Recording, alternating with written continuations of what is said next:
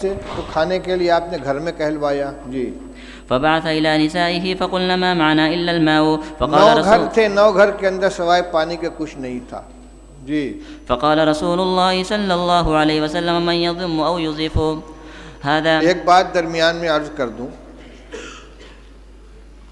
مولانا سعد صاحب نے بھوپال میں تقریر کی ہے کہ دعوت اور تعلیم دونوں سنت کے راستے سے ہٹ گئے ہیں، اور مثال اور دعویٰ کیا کیا ہے کہ صحابہ کرام رضی اللہ تعالیٰ عنہ خود رسول اللہ صلی اللہ علیہ وسلم کے گھر کا انتظام کرتے تھے.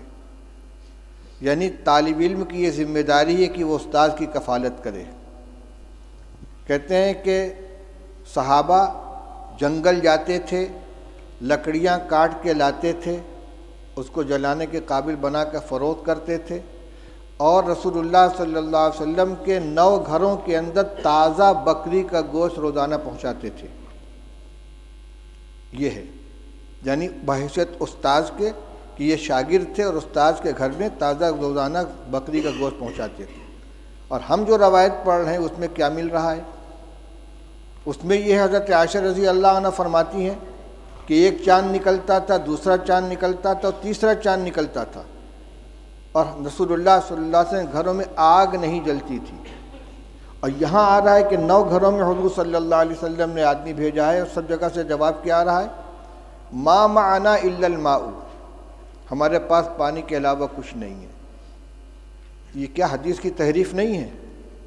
یہ ازواج مطہرات کے بارے میں جو بات کہی جا رہی ہے صحابہ کے بارے میں کہ روزانہ ان کے یہاں بکری کا تازہ گوشت صحابہ کرام پہنچاتے تھے، اور آج طلبہ کو کھانا مطبخ سے دیا جا رہا ہے اور اساتذہ کو تنخواہ دی جا رہی ہے، لہذا تعلیم سنت کے راستے سے ہٹ گئی ہے.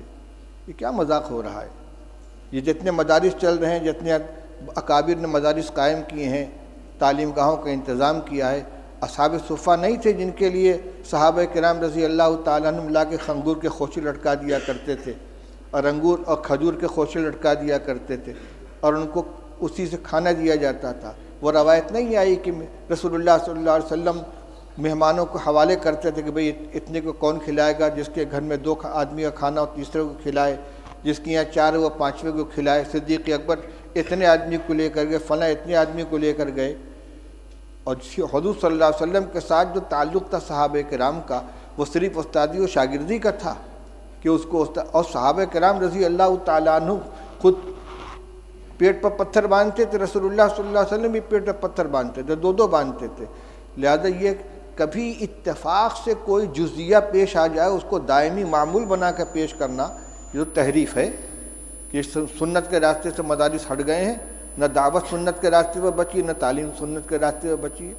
کس قدر خطرناک چیز کا مطلب یہ کہ عوام کو یہ سمجھا دو کہ مدرسے جو ہے سنت کے خلاف چلے جا رہے ہیں، لہذا عوام کا رشتہ مدارس سے بھی کٹ جائے اور علماء سے بھی کٹ جائے.